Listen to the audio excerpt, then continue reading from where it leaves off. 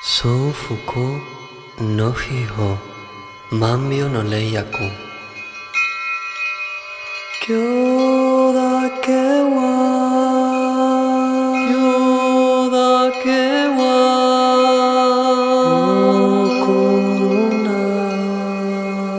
O koruna Shinpai suna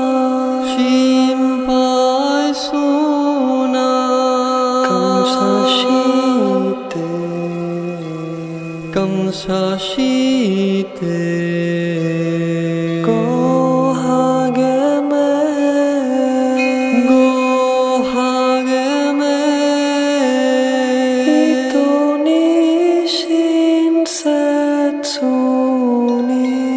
Ito ni shinsetsu ni Asai ugasho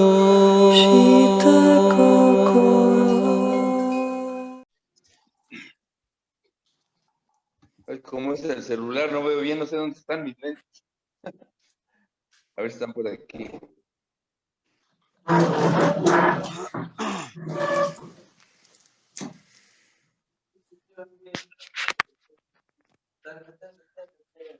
Muy buenas noches, ¿cómo están amigos? Hola familia.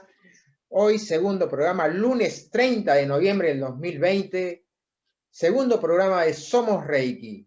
Somos Reiki es una idea y creación de Satori Reiki Perú, junto al auspicio de Perú Zen, con la colaboración de Astroluminarias, la comunidad rojo, el Dragón Rojo, Avatar Universitas y la Escuela Internacional Samasanti y Reiki Argentina. Voy a pasar a presentar a cada uno de ellos. Primeramente voy a presentar a Fernando Ruiz, él es de México, ¿sí? Él es maestro de Reiki, terapeuta holístico, director de la escuela Avatar Universitas y director de Teoxin Reiki Tolteca. Buenas noches, Fernando, ¿cómo estás? Hermano, qué gusto en saludarles. Un abrazo a Rafa, a Rishi y a ti, Martín. Muchas gracias. Ahora quiero presentar a un amigo que es de Cuba, pero radica en Venezuela. Él es Rafael Alcaz. Él es maestro de Reiki, terapeuta holístico, coordinador general de la Escuela Internacional Dragón Rojo. Buenas noches, Rafael. Buenas noches, queridos hermanos y compañeros de camino. Bueno, como siempre, un honor y un orgullo participar en este espacio, en este movimiento que estamos creando aquí, una familia y compartiendo de todo. Hasta buena onda, ¿no? Totalmente, muchas gracias. Y quiero presentar a un gran amigo, él es de Chile, radicado en USA, pero suele viajar muchísimo, ¿sí? Llevando toda esta hermosa enseñanza de Reiki alrededor del planeta, ¿sí? Él es Rishi Lingam, él es maestro de Reiki, maestro espiritual, director de la Escuela Internacional Samasati, ¿sí? Buenas noches, Rishi, ¿cómo estás? Hola Martín, muy buenas noches y a todos los que nos están viendo y por supuesto a Fernando, Rafael, a todos ustedes un gran abrazo. Para mí es un placer poder compartir precisamente este tema que nos apasiona tanto. Ok, gracias. ¿Quién les habla? Martín José Torres, soy director de la Escuela de Reiki, Satori Reiki Perú. Así que bueno, este es el segundo programa de Somos Reiki. El primer programa fue estupendo, espectacular, tremendo, diría yo. Y quedaron muchas preguntas ahí en el tintero, podríamos decir. Preparé 10 preguntas, creo que abordamos 4 o 5, y impresionante. Así que bueno, hoy me gustaría que sigamos continuando con el tema de Reiki. El programa anterior vimos las virtudes, ¿sí? De esta técnica. Y hoy vamos a hablar del padre de Reiki, ¿sí? El Sensei Mikao Usui, ¿sí? Cuando me refiero al Sensei Mikao Usui, me gustaría que comenten cada uno de ustedes qué despierta en su corazón, ¿sí? O en su mente, o qué les trae, qué... A ver, Rafael, por favor. Bueno, para mí la figura de Usui Sensei, digamos que es un referente, un maestro, un guía, una referencia obligada en mi vida en particular, y en el mundo Reiki, por supuesto, porque es el padre de Reiki, el creador de Reiki, el guardián de Reiki, como se le puede conocer. Lo que este hombre nos ha regalado, el legado del maestro suyo, es increíble. Darnos el reino y la capacidad de descubrirlo, de despertar nuestra capacidad de sanador, o la capacidad de toma de conciencia, la capacidad de reencontrar nosotros mismos para crecer espiritualmente, para que seamos mejores personas, porque él insistió siempre en esto, que había que trabajar no solamente el cuerpo, sino también la mente para estar sano. Entonces, el legado es increíble, para mí es una emoción que me envuelve, es una pasión de vida que es la que me rige a mí hace mucho tiempo, y lo he dicho en muchos lugares, lo repito siempre, a partir de que yo descubro el tema de sanación Usui y la figura histórica del maestro, es una tarea titánica que llevo a cabo, y el regalo es inconmensurable, no hay palabras para describir. Yo estoy realmente emocionado y feliz por ser requista y por honrar su memoria. Ok, gracias. Fernando. Es interesante esta pregunta porque viene a tocar sensibilidad. He contado en muchas otras ocasiones que el vínculo que tengo con el Reiki, que fue por medio de una querida amiga, compañera, Saori, con quien compartí instantes maravillosos en su momento, y ella nos indicaba que el Reiki era una misión de vida, pero sobre todo, ella tenía en la parte principal de su casa una fotografía y un altar hacia Usui Sensei, y hacía postraciones varias veces al día, 1, 2, 3 veces al día, hacía postraciones eh, como para venerar la sagrada esencia, no de Usui, sino de lo que significa Reiki a través del espíritu de este personaje. No sé hasta dónde me haya influido esta mujer, pero como os decía en un principio, he contado que el vínculo que tengo fue que alguna vez, por cuestiones que escapan al pensar racional, tuve un sueño. Y ahorita estaba buscando, curiosamente tenía aquí la libreta porque la presenté en un cursillo la vez pasada. Este es el sueño que tuve el 18 de septiembre del 94, y aquí termina este sueño.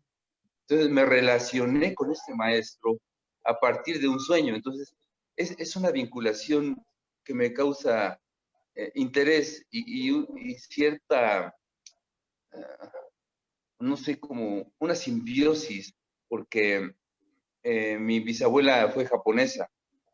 Yo tengo todavía los ojos así medio raros. Este hombre era un doctor y conocía mucho de psicología, y a mí me encanta la psicología. Usui era aunque no se denominaba como tal la materia en el Japón, tenía todas las connotaciones patéticas inherentes a esta disciplina. Y también era arte marcialista y era un co-creador, naturalmente. Entonces, en esos sentidos, hay una vinculación. Lo que siento con Usui es un tipo de vinculación mágica, quizá, porque esto es así. Ahora, ¿cuáles fueron las recurrencias después de esto? Pues que haya florecido el Reiki en México a partir de un movimiento que surgió de un grupo que tuvimos, pero básicamente fue la vinculación onírica, transpersonal, trascendente. Eso es lo que puedo decir de la relación que tengo con este gran maestro. Gracias, Fernando. Rishi. Pues lo que me gustaría compartir sobre el maestro Mikao Usui es, en primer lugar, un ser humano que disfrutó y sufrió de la vida, al igual que tú y todos nosotros. Un ser humano bastante inquieto, la verdad, porque por lo que se conoce tuvo muchas actividades, ¿no? Como bien decía el maestro Fernando, fue maestro de artes marciales, ¿sí? Conocedor de la psicología, y también se dice que conocía no solamente los textos sagrados budistas, como era su origen espiritual, sino también cristianos, muy probablemente leyó la Biblia, conocía las enseñanzas de Jesús, lo cual no era algo muy común en la época para un japonés. Entonces eso nos hace ver de una persona, un buscador innato, y que como todo ser humano en algún momento se encontró con las grandes interrogantes, ¿verdad? Que todo ser humano en algún momento de su vida se hace, ¿no? El quién soy yo, el de dónde vengo, hacia dónde voy, cuál es el sentido de la vida, ¿no? Y a pesar de todas las vicisitudes que tuvo, porque fue comerciante, se dice que incluso fracasó bastante, económicamente no era una persona muy acomodada, a pesar de que venía de una tradición familiar con un cierto prestigio, tuvo bastantes fracasos, trabajó en la administración pública, fue secretario de una autoridad bastante importante en Japón, ¿sí? Y entre esas vicisitudes, en algún momento se tuvo que encontrar con estas preguntas, y más que con esas preguntas, con ese deseo interior tan fuerte de quererlas responder, ¿no? En otras palabras, encontrarse en ese sentido de la vida, y probablemente el primer despertar que él tuvo, ¿verdad? Fue probablemente primero como una conclusión mental de el por qué estamos aquí. Bueno, estamos aquí para alcanzar nuestra iluminación. ¿Y qué es esta iluminación? Entonces, bueno, la iluminación es, según él, es abandonar las preocupaciones y arrojarse por completo a su mandato divino, al mandato del alma, diría yo, con mis palabras, ¿no? Y con ese mandato, el maestro Mikao Usui va, al parecer, a un templo budista zen, a pesar de que él se sabe que venía de otra tradición budista, lo cual también lo hace bastante particular. Y después de 3 años de estar ahí aprendiendo diferentes técnicas del budismo zen, decide finalmente, un poco motivado por su maestro, ir al Monte Kurama a encontrarse directamente con la verdad, ¿no? Y tiene esta experiencia mística que los japoneses llaman Satori, gracias a lo cual descubre esta verdad de que él en sí mismo es también el universo, así como el universo es en sí mismo, ¿no? Y entonces, a partir de esta iluminación, el maestro Mikao Usui, como todo ser humano que se sigue considerando como tal, pero que al mismo tiempo tiene este despertar, esta iluminación espiritual, pues se hace la siguiente pregunta, ¿no? Dice, ok, pues qué genial tener esta gran revelación de que yo soy el universo soy yo, pero ahora, ¿cómo le hago para compartirlo con los demás? ¿Cómo le hago para que, si yo soy un ser humano con preocupaciones, con deudas, con fracasos, con derrotas y con victorias, o sea, que todo ser humano puede también llegar a este nivel de conciencia, ahora, ¿cómo lo hago para compartirlo, no? Y entonces ahí está lo que decía el maestro Rafael, ¿no? El gran legado que nos entrega el maestro Mikao Usui es la respuesta, porque iluminarse, no digo que cualquiera, hay que ser bueno en la búsqueda espiritual para iluminarse, pero hay que ser aún más grande todavía, que es de esa grandeza de la que el maestro Mikao Usui nos inspira, para que una vez que te ilumines, en vez de quedarte ahí en las alturas, baja de la montaña y encuentra una respuesta muy simple, muy práctica, para que todo el mundo pueda también acceder a ese nivel de conciencia. Entonces, ¿cómo le hago para que toda la humanidad pueda acceder a este nivel de conciencia, de Satori, de iluminación, de plenitud? Su respuesta fue... Se cortó. La internet de Rishi. Ah, ok. Se cortó. Ah, Sí, no sé bueno, si estoy ya. se cortó. ¿Sí? A ver, se cortó ahí. Ahí ya estamos. Ok, pero ahora te escuchamos. Ahora te escuchamos. Ya está. A ver, ahí está. Vale. Ah, okay. Entonces la respuesta del maestro Mikao Usui fue Usui Reiki Ryojo, ¿verdad? Una técnica creada por él mismo, porque hay que decirlo bien claramente, el maestro Mikao Usui no creó el Reiki. El maestro Mikao Usui creó una técnica para poder utilizar esta energía universal, el Reiki, para que toda la humanidad pueda iluminarse, ¿verdad? Alcanzar su plenitud. Y ese es el gran legado de este ser humano que se ilumina, pero no conforme con eso, nos regala esta herramienta para que todos podamos llegar ahí. Maravilloso, maravilloso. Bueno, como dato de referencia, quiero comentar de que el Sensei Mikao Usui nació el 15 de agosto de 1865. Es muy común que ese día se festeje también el Día Reikista, junto con su cumpleaños.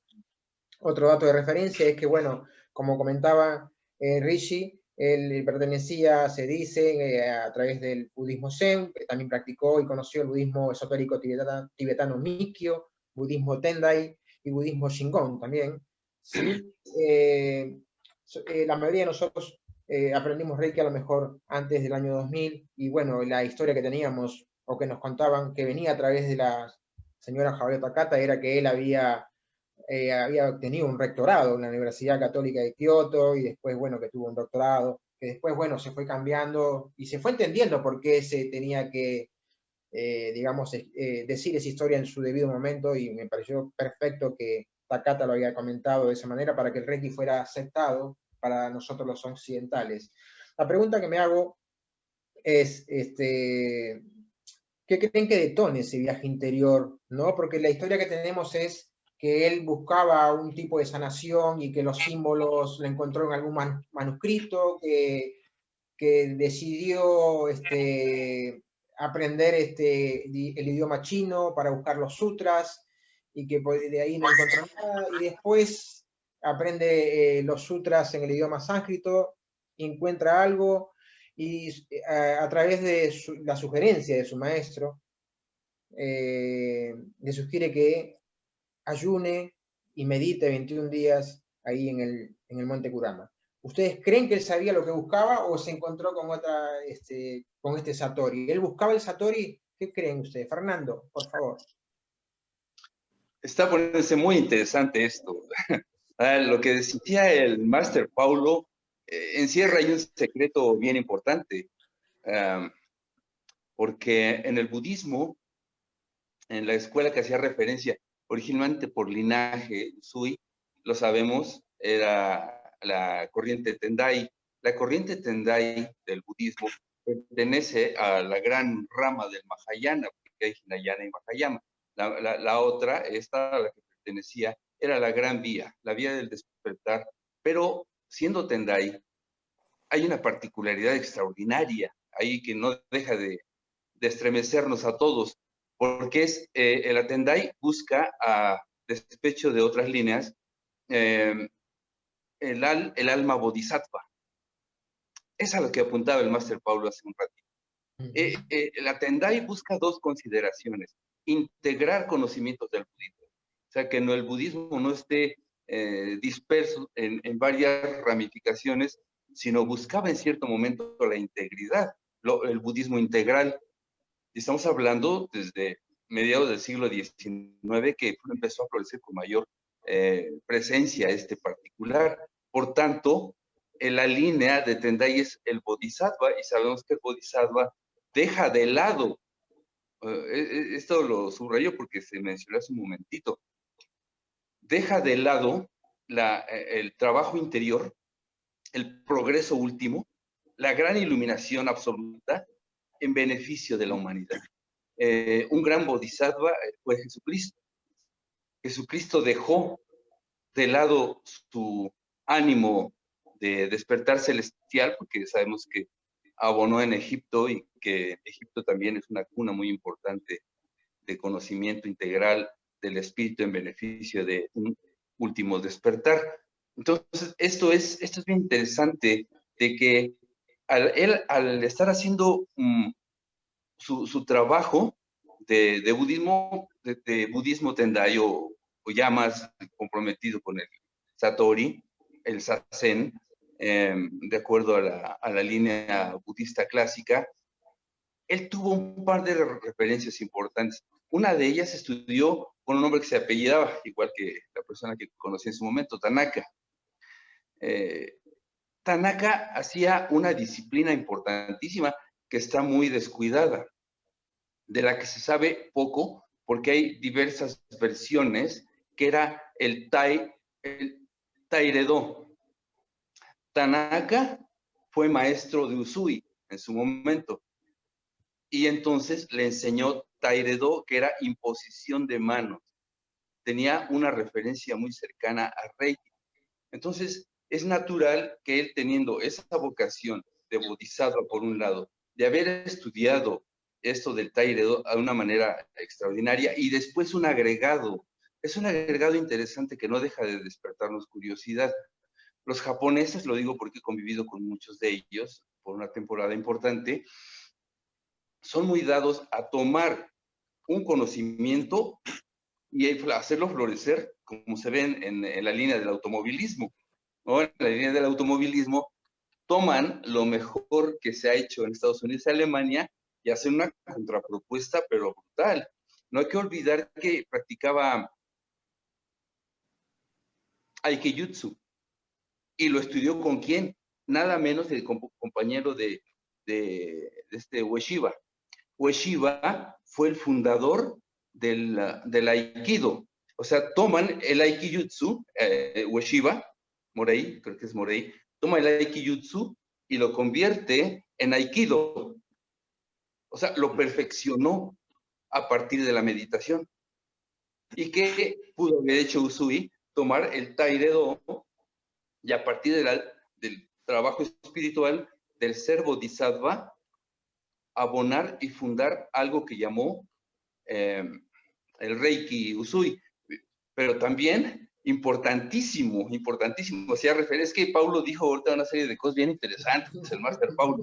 Otra de A ellas. pesar de que está serio porque tiene que pagar la cena, porque lo veo muy serio. No se salva ese más. Dijo otra cosa bien interesante. Venía de una familia acomodada, pero después pasó penurias.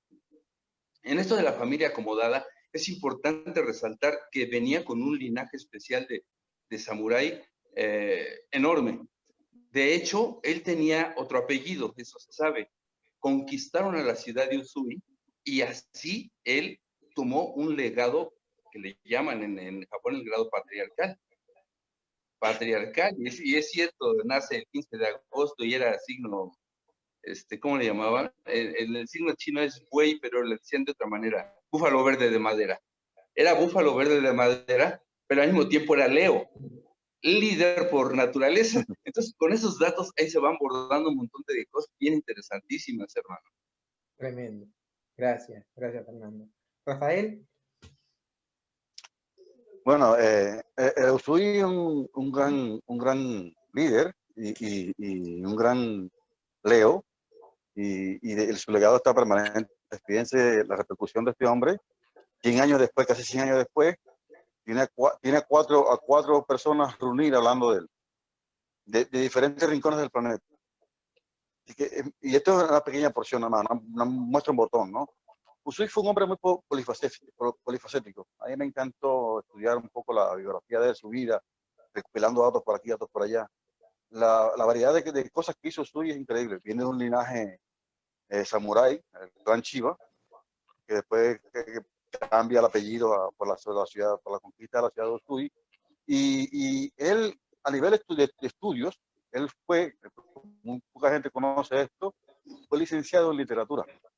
El equivalente, ¿no? A lo que hoy le llamamos licenciado en literatura. Era un especialista en literatura de su época, por supuesto, de su país también, donde era un estudioso y un profundo conocedor de esto. Después tenía muchas más cosas. Como buen samurái, era gente culta, sabía leer y escribir, por supuesto. La película El último samurái de Tom Cruise habla de esa época que Usui vivió. El final de la dinastía, del shogunato, y el convertir a Japón en una sociedad moderna por el emperador Meiji, el cual él fue un devoto del emperador Meiji. De hecho, él toma muchos de los poemas, los Gyosei, los 125 poemas que tenemos en Reiki para meditar, para trabajar el crecimiento espiritual interior, era inspiración del emperador Meiji, figura para él muy importante. Los 5 principios, ahí hay discusión y debate, pero él te dice que también era inspirado, el Gokai, era un poema también inspirado por la enseñanza del emperador Meiji. Figura para él icónica. Usui se empeñó, pues fue un pésimo mercader, comerciante, quebró el negocio familiar y demás, y tuvo que convertirse en secretario de un político importante de Japón, que fue el presidente del ferrocarril y después fue el alcalde de Kioto. Como dijeron que podíamos hablar un poco de rumores y demás, se dice que fue hasta guardaespaldas de él. no solamente secretario personal a nivel de llevar los folios y demás, sino también una especie de guardaespaldas, porque era un gran samurái, tenía un estilo de espada, el estilo de espada del águila azul o algo así se llamaba el estilo, de la espada que era de la familia Chiba, del clan Chiba, y además tenía aikido, tenía kiko, era también experto en kiko, yo recuerdo cuando se nos enseñó, en fuentes informadas, que la inquietud de curar empezó por allí, con todos los maestros que tuvo él, monjes que estuvieron enseñándole el arte de sanación con las manos, de imposición de manos, 1910, 1912, apareció lo que se le conoció, que él lo llamó inclusive el Usui Tei o el Usui Do, el toque de Usui o el camino de Usui, que era el proto-reiki. El proto-reiki ya 10-12, acá el reiki ya se conforma como sistema en el 20 o el 22. Está en discusión eso, si fue en el 20 o fue en el 22, cuando él estuvo al Kurama. Pero eso no es importante para la fecha. Pero fíjense cómo fue él evolucionando y siempre le dio importancia a los 5 principios del Reiki, al Gokai, a la práctica del Gokai y al Hasureiho y al Reijo. Técnicas importantes. El Hasureiho es la técnica de potenciación personal, el cultivo de tu energía. Y el Reijo es la arte de curar por intuición, diría, instintivamente.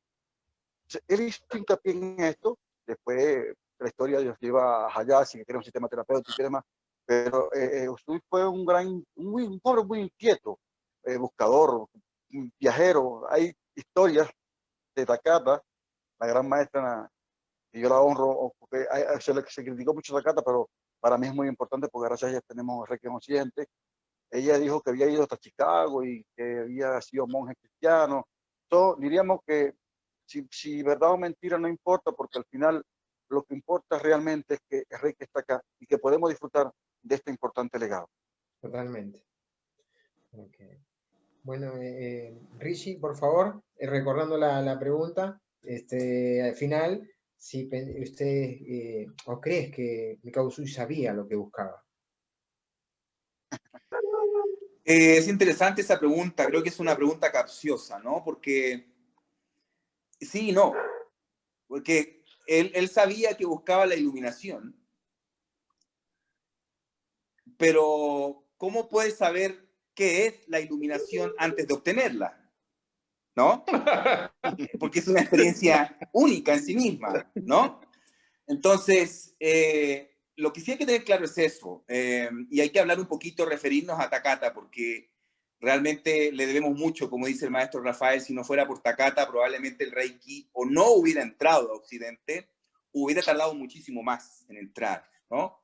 Entonces, claramente la historia más original, más cercana, la que nos cuentan los japoneses, que no por eso es la más verdadera, pero es más fácil aceptarla como más cercana a la fuente, ¿no? Nos señala de que realmente el verdadero origen del por qué se creó el Usui Reiki Ryojo, de por qué el maestro Mikao Usui hizo lo que hizo, era una causa más bien espiritual que terapéutica, ¿no? Ahora, en Occidente se nos enseñó esta historia de que el maestro Mikao Usui andaba buscando una técnica de sanación espiritual, más que la iluminación espiritual propiamente tal. Pero si, de nuevo, vamos a los orígenes y a los orígenes espirituales del budismo, es evidente, ¿no? Para cualquier budista o para cualquier persona que haya estudiado un mínimo de budismo, que el sentido último de todo es ese, es el nirvana, es la iluminación, es encontrar el sentido de la vida, la plenitud, ¿no? Por lo tanto, desde ese punto de vista es evidente que ese era su propósito, ¿no? Y que como efecto secundario de este encuentro con la verdad, descubre o redescubre más bien esta habilidad innata en todos los seres, ni siquiera los seres humanos, en todos los seres de la creación, de ser a su vez sanadores, ¿no? Y ahora, ¿por qué se nos cuenta la historia de que Mikao Usui en realidad, al principio ni se mencionaba este tema de la iluminación, sino más bien Mikao Usui andaba buscando una técnica de sanación espiritual, ¿no? Porque hay que entender el contexto histórico y cultural en el cual Takata, en la década de los 30, intenta enseñar el Reiki en Estados Unidos, específicamente en Hawái, en una sociedad muy...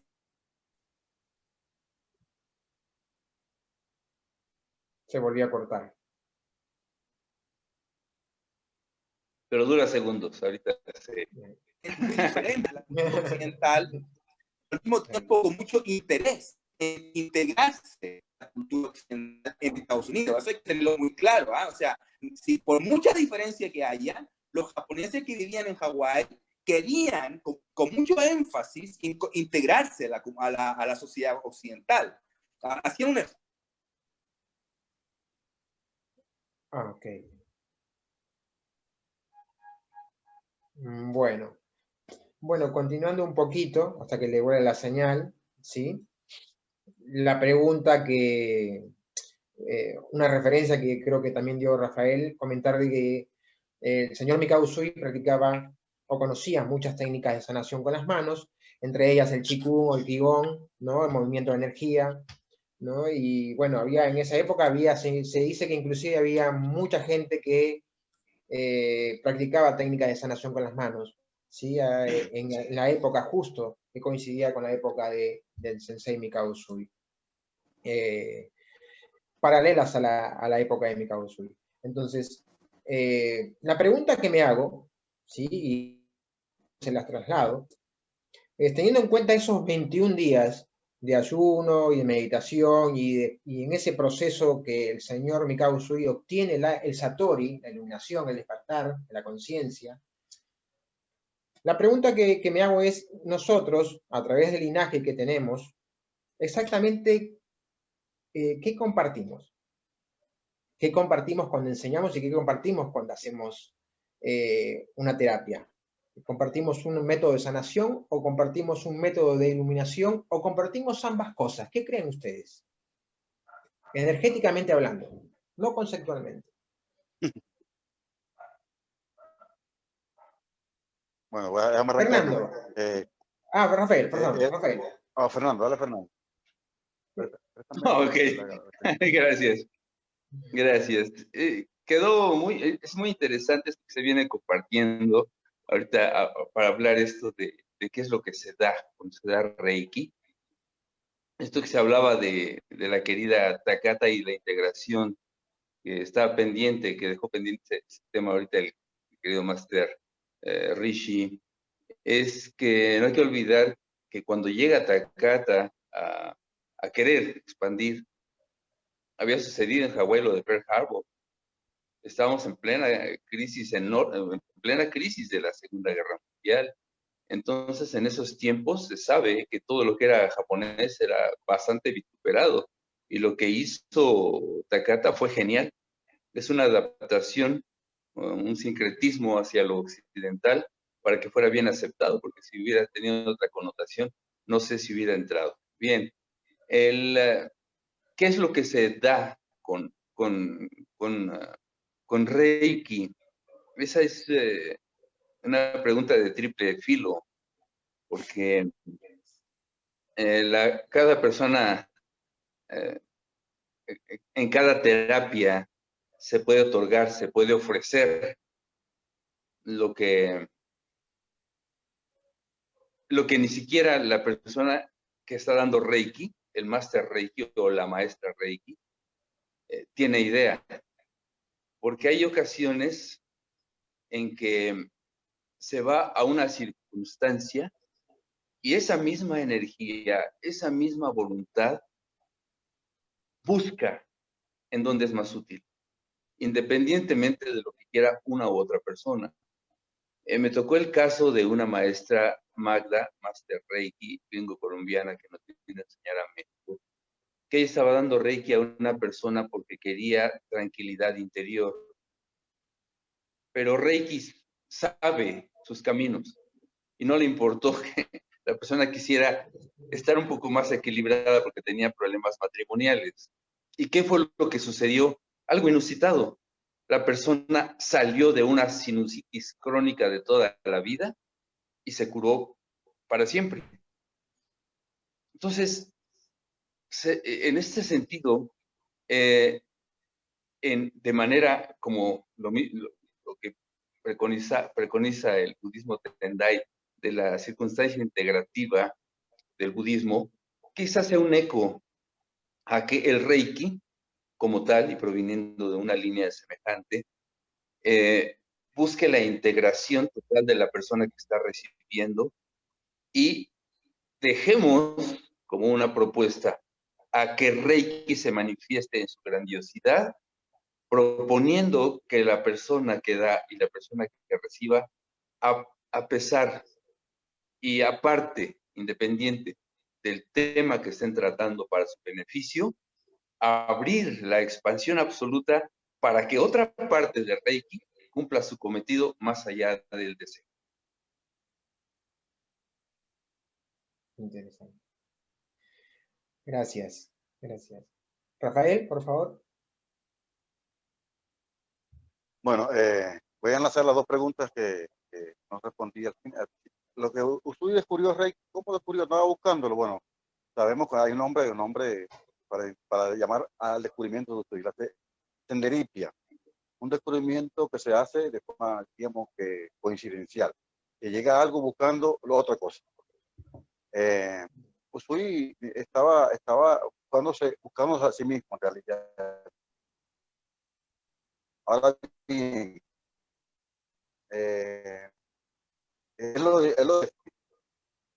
cuando le pregunten, ¿y qué hace? El rey no, el don misterioso para sanar.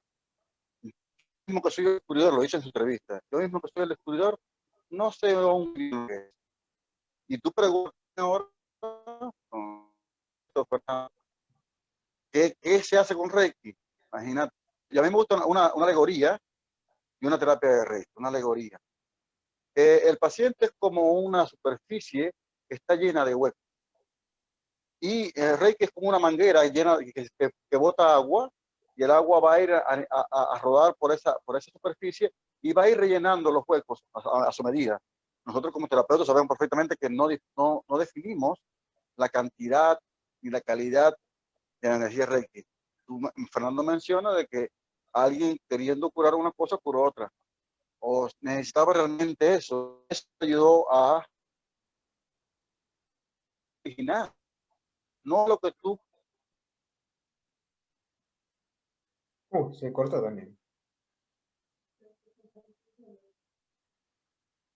Fernando, bueno, quedamos por ahora los dos. Teniendo en cuenta, bueno, algunos dos va a pagar la cena hoy, ¿eh?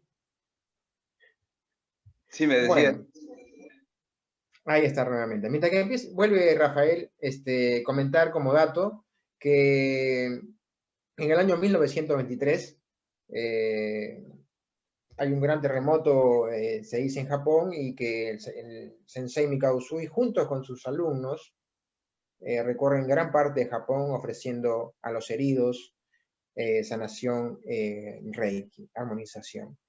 En el año 1922, él crea la Usui Shiki Reiki Ryojo, ¿sí? Donde tiene numerosos alumnos, ¿sí? El método de sanación del doctor Mikao Usui. Después se dice que tuvo muchísimos alumnos, si bien estuvo muy poco tiempo, desde que obtiene, digamos, esta despertar espiritual hasta que nos abandona el 9 de marzo de 1926. Se cree que tuvo 2.000 alumnos, más o menos aproximadamente, y que se cree que llegó a generar dio 20, entre 17 y 20 maestrías. Los más conocidos, ¿no? Ushida, Takeutomi, Watanabe, Hayashi, Itoichi, Wanami, Okoda, ¿sí? Toshihiro Eguchi, entre otros, ¿no? ¿Qué otra referencia tienes, Fernando? Tú que has estado muy cercano a, digamos, a la historia de Reiki, inclusive tengo entendido que has tenido una compañera de vida creo que de allá, ¿no? ¿Es así? ¿De Japón mismo? En su momento, sí. ¿Qué otros datos tienes históricos de la vida del Sensei Mikao Usui? Uno de los señalamientos que se le hacen ahora que está diciendo que fallece en 1926, ¿no? A la edad de 60 y tantos años, tenía 62 años. Una de las consideraciones que proponen algunos personajes es cómo, sabiendo Reiki, murió tan joven. Pero hay una respuesta importante ahí que es muy simple. A principios del siglo XX, ¿cuál era el promedio de vida en Japón? Por ejemplo, eran 50 y tantos años. Entonces él superó la media de vida y bueno, sí, sufrió un ataque, pero bueno, creo que vivió lo suficiente y bastante para hacer su tiempo. Otro punto que se estaba tocando hace un ratito, que tenía una cercanía grande con el emperador, bueno, con la filosofía del emperador Meiji y sus poemas, que eran unos poemas que estaban muy relacionados con la vida moral, que pretendían hacer las veces de unas lecciones laterales al Tao, que hay una influencia del Tao brutal en los poemas de Meiji, pues no fue de consideración absoluta de la influencia de Meiji, los preceptos que se manejan en, en el Reiki, sino fueron influencia de un pensador, de un escritor de nombre Suzuki. Este hombre tenía 5 preceptos que eran por demás interesantísimos. Entonces, esto viene a dar como un poquito más de luz a este particular que a veces he querido como subrayar, de que quizá, como un pretendido y una visión personal, no fue el rayo de iluminación que hizo que aflorara Reiki en el Master Usui, sino que fue todo un camino, se fueron uniendo varios hilos importantes. El primero, que admirador de Meiji y su filosofía, que tiene que ver también con los satori, los despertares, las buenas conductas. Después, el punto de Bisan Suzuki, que nos viene a abonar los 5 preceptos. Después viene que estudió Taire Do como una forma de imposición de manos muy, muy parecida al Reiki y que pudo evolucionar. Y esas influencias que de mucho van marcando la vida de los grandes creadores, porque si bien es cierto que muchos de los conocimientos que tenemos, no solamente a nivel científico, sino de descubrimiento interior, vienen siendo producto de la sintonía del cosmos, que nos regala como un golpe de intuición algo importante. Entonces, ¿qué decir? Que Usui haya abonado probablemente en el inconsciente de todo esto, y al estar haciendo meditación absoluta, los que hemos estado en el budismo haciendo meditación por años, sabemos que de pronto algo que se ha venido trabajando encuentra un golpe, un chispazo de la alta intuición y se viene una develación. Por ejemplo, en el caso de quien descubre la fórmula maravillosa del benceno, no encontraba, porque todas son lineales, todas las estructuras son lineales, las fórmulas químicas, y de repente de tanto estar pensando y todo el conocimiento que había adquirido a lo largo de los años, tuvo un sueño, y los sueños también son iluminación, son golpes de chispazos, como dice Rodríguez Izquierdo, destellos de iluminación. Entonces, en uno de estos vuelcos, tiene un sueño en que una serpiente se mordía la cola y encontró que no había esa linealidad en la estructura, sino que la estructura del benceno tendería a ser circular. Una víbora mordiéndose la cola, se despertó feliz. O sea, yo sueño una víbora mordiéndose la cola y no me significa nada, pero este hombre ya había abonado mucho, ya había trabajado demasiado. Entonces, quizá haya sucedido lo mismo con Usui, y lo hemos visto en múltiples ocasiones, porque he estado, como sabes, haciendo ese tipo de meditación zen desde hace ya muchísimos años, y con un maestro japonés, ¿no? Eio Takata Shigeta. Entonces, comparando con los compañeros, vamos viendo que algunos de ellos que han hecho progresos en la acupuntura, que incluso han propuesto cosas novedosas, ha sido porque de pronto en una meditación se les reveló la última verdad, pero ya habían trabajado para ello. Es por eso que es importante, en ese sentido, quizá tomar en consideración estos particulares, sin descartar, claro, que la bendición de la alta meditación de Usui le haya dado para eso y para muchísimo más. Ok, gracias, Fernando. Que no conocemos incluso. Totalmente. Rafael, ¿querés terminar, concluir lo que estabas comentando? Bueno, sí. Richie y yo salimos un momentico a tomar café y luego ya regresamos. Nos caímos los dos. Y te fijas que no invitaron. Pues yo decía que lo dejamos aquí trabajando allí y nos fuimos a beber café tú y yo. Sí, nos quedamos acá con Fernando. Y de pronto le digo, Fernando, me parece que el que paga la cena sos vos, le digo. Yo explicaba o trataba de explicar la analogía de una terapia de Reiki y lo asociaba a una llanura llena de huecos, de ondulaciones y una manguera de agua que se expande el agua y va rellenando según su criterio. Y por eso que nosotros como terapeutas de Reiki no tenemos la capacidad ni la posibilidad de definir la cantidad y calidad de Reiki. Uno sencillamente es un canal y está allí compartiendo algo. ¿Qué cosa? El reino Reiki, que somos canales de Reiki, pero usamos el reino, el don misterioso para sanar y esperando allí como invitados de lujo a ver qué pasa. Y los pacientes preguntan, ¿y me voy a curar? Y sí, tú vas a poder, te vas a sanar. Y digo, no, yo soy inocente, aquí no sabemos lo que va a pasar. Sé que va a pasar algo, eso sí estoy seguro, y que va a ser para el bien mayor, pero no podemos dirigir. Por eso es que Reiki es una cosa para disfrutar como terapeuta, como paciente, como maestros inclusive, una forma de vida. Reiki que nos lleva a tener conciencia de cada instante, por lo menos en lo personal, me hace consciente de cada instante. Satori por montones, diríamos. Yo soy médico chino también, trabajo en la medicina china y como Fernando hablaba, comprensiones de cosas. Si pongo esta aguja allí, nosotros como médicos chinos vemos que la aguja toma su lugar o que el punto brilla en el paciente. Y eso es algo increíble, ¿no? No, porque se dice que se debe hacer esto. El colocar las manos en Reiki, según las posiciones indicadas, no, si tiene tal patología, pon las manos aquí para que sea más sencillo, asociada al órgano o a la parte del cuerpo. Y de pronto la mano se va para otro lado. Tú dejarlo ir. El Reiki dijo, dejarlo ir, dejarte llevar. Y después el paciente te dice, ahí es donde me molestaba, pero yo pensaba porque el médico me dijo que era acá. No, es allí. Este Reiki es un don misterioso para sanar, es una bendición y que estamos disfrutando. Okay. Voy a dejar hablar a Richie. Richie, no sé si justo la pregunta estaba o no llegaste a la pregunta. No escuché la última pregunta.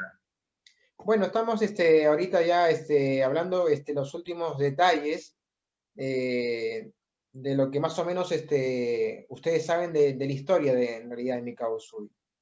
¿Sí? ¿Qué otros datos tienen relevantes o importantes? Pues mira, he tenido la oportunidad de estar en contacto con algunos de los mejores maestros de Reiki, tanto por su cercanía al linaje, por su objetividad y rigurosidad en la investigación histórica, ¿no? Tuve la oportunidad, precisamente allá en Lima, en tu país, de compartir con el maestro Frank Aljaba Peter, ¿sí? En un encuentro que él realizó. Y entonces hubo un momento hacia el final del taller que dio, donde, bueno, por las preguntas que yo le hacía, yo creo que él un poco como que captó un poco mi interés más profundo por la investigación. Entonces me dice, mira, cuando termine el curso te voy a mostrar algunas cosas. Y yo, ya, pues hay que aprovechar, ¿no? Si viene ahí el maestro, terminó el curso y me dice, mira, ven, y abre su computadora, ¿no? Y yo así, pero como niño con juguete nuevo, ¿no? Y me empieza a mostrar parte de su investigación, que ni siquiera está publicado, ¿no? Y porque hay un tema bien interesante, bien polémico ahí respecto a la historia del maestro Mikao Usui, y es que el tema de la familia, ¿no? El tema de la familia es como un poco, ¿no? Un poco como que hace ruido y nos cuesta entenderlo porque nuestra cultura occidental es muy diferente, ¿no? Y entonces no se sabe muy bien qué pasó ahí, hay muy pocos datos, se sabe que se casó, que tuvo 2 hijos, ¿vale? Y que ya sus hijos eran adultos cuando él se dedica a la vida monástica y se ilumina, por lo tanto ya la responsabilidad no era tan grande, ¿no? Sin embargo, no se sabe realmente qué pasó ahí, por qué los hijos no continuaron con el legado, y ahí, bueno, en parte es porque él rompió un poco con la tradición, eso está bastante reconocido, ¿no? De que la tradición era, si tú descubres una técnica espiritual, ¿no? La tradición era, se la tienes que dar de legado a tu familia, a tus hijos, porque es una riqueza material y espiritual. En Japón no hay separación en ese sentido, ¿no? Y entonces Mikao Usui decide pues romper con eso, porque dice, no, yo no quiero que esto sea monopolio de la familia Usui, yo quiero que esto sea legado para toda la humanidad. Y por eso es que hoy en día, en parte, el Reiki se conoce en todo el mundo. Y eso está más o menos aceptado por casi todos los reikistas.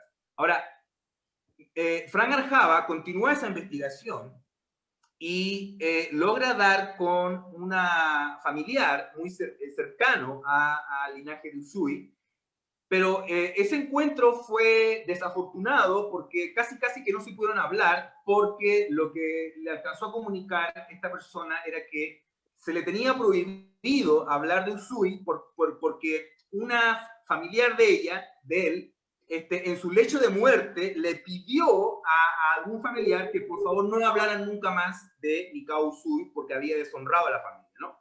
Aparentemente por este tema de, esto no se sabe, pero ya el chismorreo, ¿no? Por este tema de que Mikao Usui no había dado el legado familiar de su técnica, ¿no?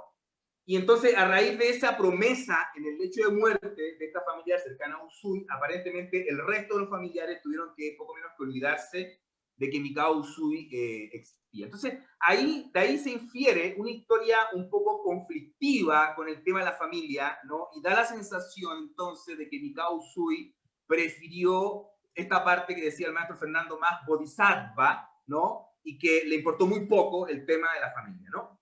Pero en la última investigación del maestro Frank Arjava, que fue lo que me mostró hace unos años atrás, allá en Lima, da un giro completamente diferente a esta versión, en donde el maestro Frank Arjava me decía y me mostraba la fotografía. Mira, aquí está la fotografía, me decía, he podido dar con fuentes fidedignas que me indican que los hermanos, que 2 hermanos de Mikao Usui sí fueron iniciados como maestros de Reiki por Mikao Usui. Y me mostraba la fotografía, eran militares. Salían los militares con sus medallitas y tal. Entonces eso cambia completamente el enfoque, ¿no? Porque a lo mejor sí, una parte de la familia se molestó con Mikao Usui por la lesión que tuvo. Pero ahora con esta última parte de la investigación de Frank Arjava queda claro que sí hubo, o sea, 2 hermanos se iniciaron como maestros de Reiki en Usui Reiki Ryojo. Por lo tanto, eso, al menos a mí, y creo que a muchos como occidentales que sabemos que, sobre todo como latinoamericanos, que para nosotros la familia es tan importante, ¿verdad? Incluso aún cuando nos separamos, ¿no? Sigue siendo lo más importante, ¿no? Entonces creo que eso como que nos da un cierto alivio, ¿no? Aunque puede ser un ego cultural también, porque no tiene por qué ser lo mismo, ¿no? Pero de alguna manera esa imagen de que a Mikao Usui no le importó su familia no es tan así, porque de hecho 2 de sus hermanos fueron iniciados como maestros de Reiki en Usui Reiki. Ok, interesante dato. Déjame agregar algo, Martín, con respecto a los hijos, varón y hembra. Los hijos, Usui los tuvo viejos, diríamos. Ya Usui tenía más de 40 años cuando tiene sus 2 hijos. Y que fíjate que él, sus 40 años, 42 años que tenía el primer hijo, cuando él tuvo el primer hijo, y él muere 60 corticos, 60, para cumplir 61. La hija muere a la edad de 21 años y el hijo muere a la edad de 29. Por ahí también se entiende de que, bueno, y el chisme que hay con respecto a la familia que niega a Usui, acuérdense que todo japonés nace budista y muere shintoísta. El rincón de los ancestros que siempre están en las casas con la ceniza, a Usui lo secraron, pero fue la hija, Usui era un hombre familiar, luchó mucho por la familia y por mantener una unidad familiar, tanto así que él pelea con la hija porque se junta con un hombre que a él no le gustaba, un hombre mayor que a él no le gustaba, y él se lo dejó muy claro a la hija, y la hija le deja de hablar al padre, es al revés la cosa, y ahí empieza toda la batalla familiar que no llega muy directamente, pero hay investigadores que han llegado a saber todo esto porque han seguido ahondando allá con la familia que todavía queda. Esta historia de los hermanos también de Usui también yo la conocía, por eso que Usui aparece en un registro que había dejado 16 maestros nada más. Él dejó 21 maestros, todavía está en duda la cifra, pero dejó alrededor de 20 maestros de Reiki formados para trabajar Reiki. Así que hay que seguir investigando allí porque es interesante. Interesante, Pero lo interesante. importante es que estamos acá. Estamos acá, interesante. Fernando, vos, yo no sé nada de eso porque yo me mudé antes, pero ellos tienen más datos que yo.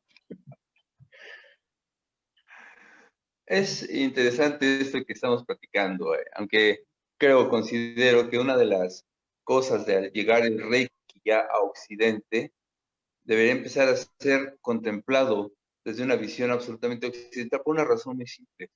En mi caso, que he estado muy metido en la investigación de las tradiciones mexicanistas, al final de cuentas voy comprendiendo que la historia de mis ancestros, que está mucho más lejana todavía, ¿no? Estamos hablando de más de 500 años, esas filosofías que viven en nuestros pueblos, la entiendo, la quiero asimilar, la quiero abrazar, pero nunca voy a comprender la connotación cultural, por ejemplo, de un pueblo mije, de un pueblo rarámuri, de un pueblo ópata, de siquiera acaso los más cercanos que tengo, parientes míos que viven en un poblado de Tláhuac, que es la zona de agoreros más grande del país, y cuando quise acercarme a brevar un poco de ese conocimiento, me miraron como mestizo y no me daban la información.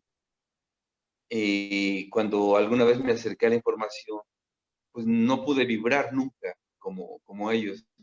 Entonces, esta labor que se viene haciendo en Occidente, como dije la vez pasada, ¿no? La labor integrativa que está haciendo el máster Rishi Paulo, es fenomenal por una razón, porque va a dar pie a que se geste un Reiki occidental más inclusivo por una razón. Ya estaba el Reiki en Occidente, naturalmente. Viene Takata y lo permea por todos lados, pero estaba acéfalo. O sea, no tenía esas coordenadas, es decir, vamos a integrar diferentes perspectivas y puntos de vista para dar un Reiki fresco que después incluso se va a tener que estudiar en el Japón, es inevitable, o en el Oriente. Pero esta labor de estar integrando, y ahora que te sumas a este proyecto, de empezar a ver diferentes voces, diferentes formas de interpretación, creo que de alguna manera esto va a dar a luz a algo que no conocemos. Porque si bien es cierto que en el Japón está la raíz, la simiente, por antonomasia, en la raíz del sentir cultural de ese país, no lo vamos a poder atrapar ni abrevar nunca por mucho que queramos. Yo te digo, le puse como ejemplo, por más que quiero entrar al indigenismo mexicano, me hace imposible porque no puedo compenetrar el pensamiento de los antiguos. Pero es importante esta labor que se viene haciendo por Totalmente. mucho, y pues bueno, eso sería mi colofón por ahora, mi brother. Gracias. Ya nos queda poco tiempo. Richie, ¿tú quieres compartir algo del evento o ya algo del evento? Pero bueno, dame solamente, sí, solamente algo cortito, ¿sí? Para cerrar el tema de Mikao Usui, me gustaría saber si me puede responder Rafael nada más, por favor, así después pasamos a Richie que nos comente el evento que va a realizar. El tema de los 5 principios, por favor, para darle forma a terminar esto de cómo surge, ¿sí? Del conocimiento que tengas, Rafael. No, los 5 principios es nuestras reglas básicas, diríamos que de nuestro código disciplinario. Es algo que Usui insistió mucho, es uno de los famosos pilares de Reiki y que debemos tener muy claro. En muchas escuelas siempre se insiste, en Occidente se perdió. Haciendo la referencia a Fernando, en el Reiki occidental se perdió porque Takata no le dio mucha importancia, aunque ella sí hizo referencias a eso. Pero después los maestros independientes no le dieron importancia, pensaban que solamente Reiki era un sistema terapéutico y hubo escuelas que olvidaron el Gokai, los 5 principios. Después se ha ido recuperando y ahora creo que ya está todo bien claro con esto. Pero con el Gokai, el trabajo, yo Usui lo recomendaba, hacerlos citarlos en la mañana y en la noche, con el coro, con el corazón, pero yo diría un poco más allá. No solamente con recitarlo, que es importante porque sería como un PNL, ¿no? Una reprogramación neurolingüística. pero sería aplicarlo en el día a día. Yo insisto siempre con la gente que me rodea, con la gente que comparto, en que debemos aplicarlo y el solo por hoy aplicarlo. Yo trabajo en el día a día, en cada instante, solo por hoy sin preocupación. Tengo un problema y voy a resolverlo. Y no me enfoco en el problema, me enfoco en las soluciones. Por eso solo por hoy no me preocupo. Solo por hoy sin ira. En japonés hicimos una investigación y es un poco más amplio. Solo por hoy manejo correctamente mis emociones y acepto mis emociones tal y cual llegan porque algo me están indicando de lo que estoy viviendo. Y trato con la ira, que es movimiento, con la tristeza, que es quietud, con la alegría, que es felicidad. Y estoy moviéndome con cada emoción, integrándome, disfrutándola, aceptándola y usándola en mi beneficio propio, no reprimiéndola como se enseña en Occidente. Y así cada principio, solo por hoy trabajo diligentemente, siempre acorde con un principio tolteca, siempre doy mi mayor esfuerzo, siempre hago mi mayor esfuerzo, y solo por hoy soy agradecido, y así todos los principios tienen que estar presentes. El agradecimiento es una clave importante. Fíjense que el secreto, la ley de atracción, el agradecimiento, el dar gracias es el cierre del ciclo para comenzar el próximo. Y Perfecto. solo por hoy soy amable con todo lo existente. Amabilidad no solamente con el prójimo, con la persona, sino con los animales, con las plantas, con el agua, con el aire, con los recursos, con la vida. Estos 5 principios son para, es un tratado en cinco breves oraciones, es todo un tratado de vida que tenemos que tener muy claro los que quieran vivir en la filosofía de Reiki para poder llevar a días de hecho la enseñanza genial de Sui Sensei. Perfecto. Gracias, Rafael. Entonces queda pendiente para el próximo encuentro. Me gustaría darle un poquito más de profundidad a los 5 principios de Reiki. Hablaremos un poquito más de Chujiro Hayashi, de Hawayo Takata y los 22 maestros que surgieron después de Takata. Eso sería para el próximo encuentro, ¿sí? Para seguirle dando forma y continuidad a las charlas. Rishi, ya te compartí, ya te hice hospedador, puedes compartir el congreso que viene. Sí, por favor. Claro que sí, muchísimas gracias, Martín. Y siguiendo un poco con lo que hablaba Rafael de los 5 principios, porque son como un código ético realmente, y es lo que tú distingues, porque reikistas y reikistas, tú levantas una piedra y aparecen 5 reikistas, pero los de veras, lo más son los que cumplen este código ético. Y esto mismo lo podemos llevar también al tema de las terapias en general, porque terapeuta cualquiera que se diga terapeuta, pero terapeuta profesional, de a de veras, exitoso, no más lo que realmente hacen una disciplina y que contienen y sostienen en su vida un código ético. Yo creo que esto hay que decirlo con todas sus letras, porque yo estoy cansado de tener que, por omisión, tener que seguir aguantando en nuestro rubro como terapeutas holísticos a gente charlatanes que se aprovechan de la ignorancia y la necesidad de tanta gente y que en nombre de la sanación, de la energía y de la espiritualidad simplemente obtienen, ojalá fueran solamente beneficios económicos, porque estamos hablando de cosas todavía más horribles, ¿no? Y este año 2020 creo yo que hubo muchas denuncias, no solamente en el ámbito de las religiones oficiales, también un montón de sectas y agrupaciones espirituales, maestros espirituales, maestros de yoga incluso, denunciados por abusos sexuales. Yo creo que ya está bueno decir basta.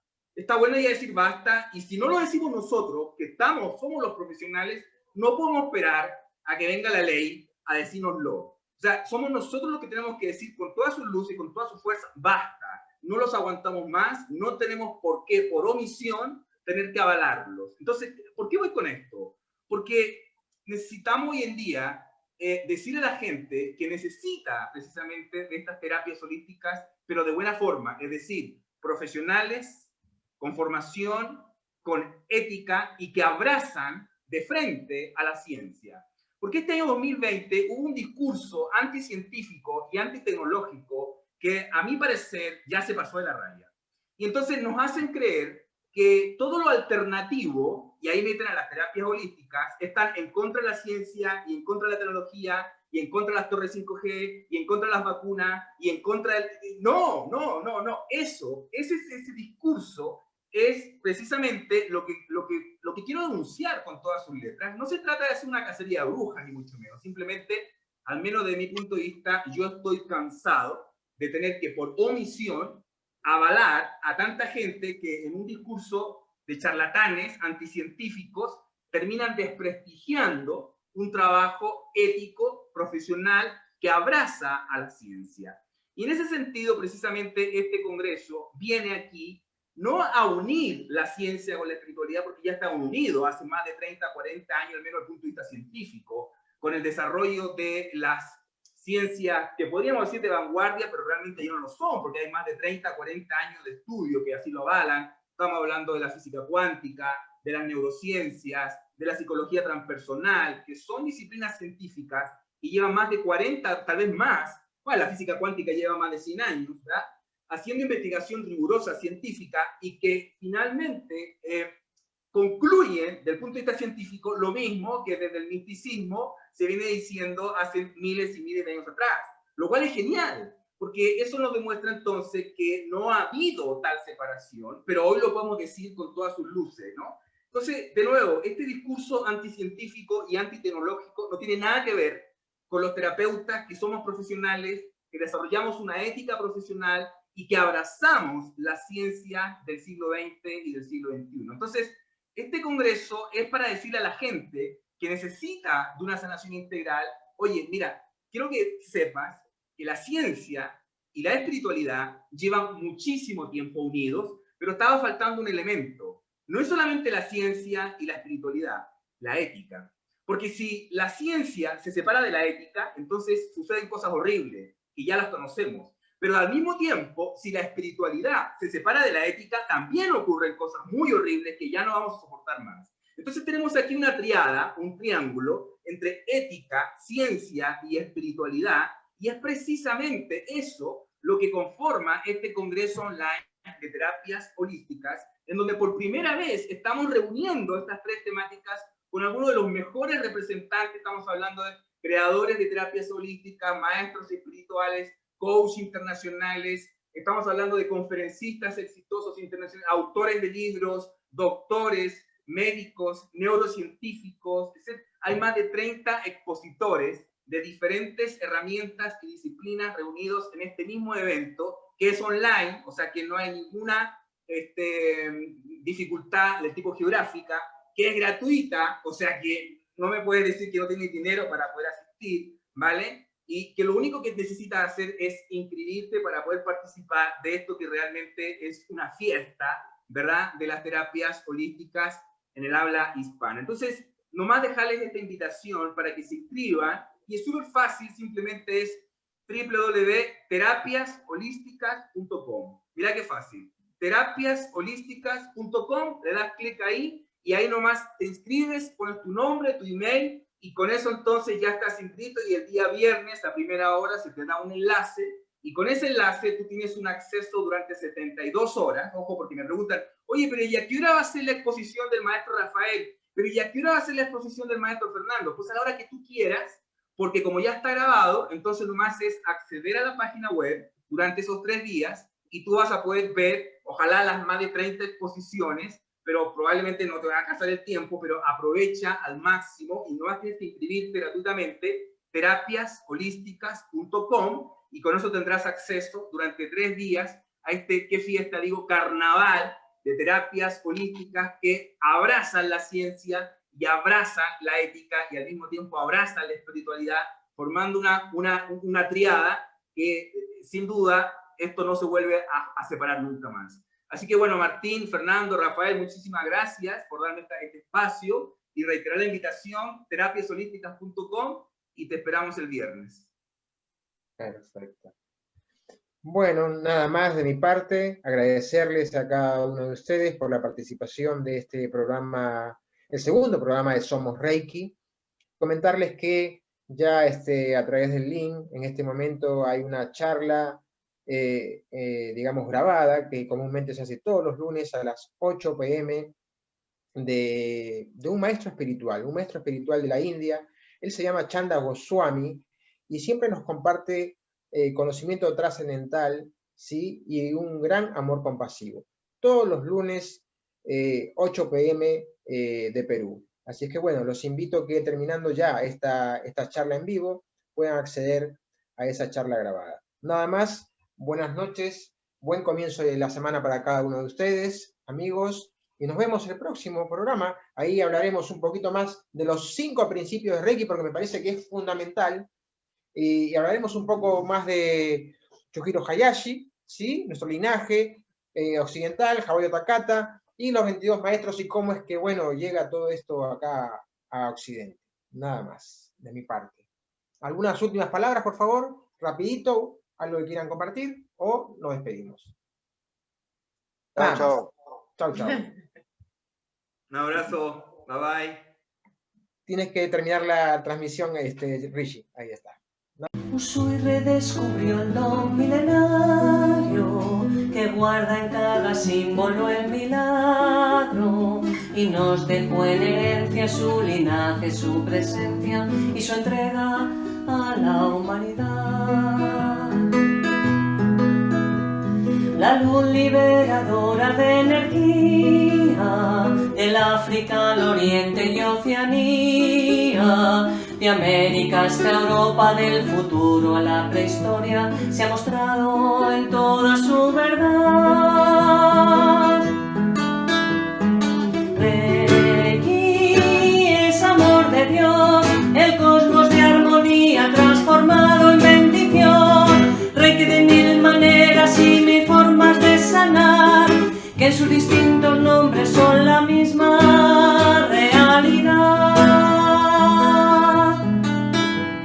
Reikistas iniciando corazones, tenemos la misión de las misiones.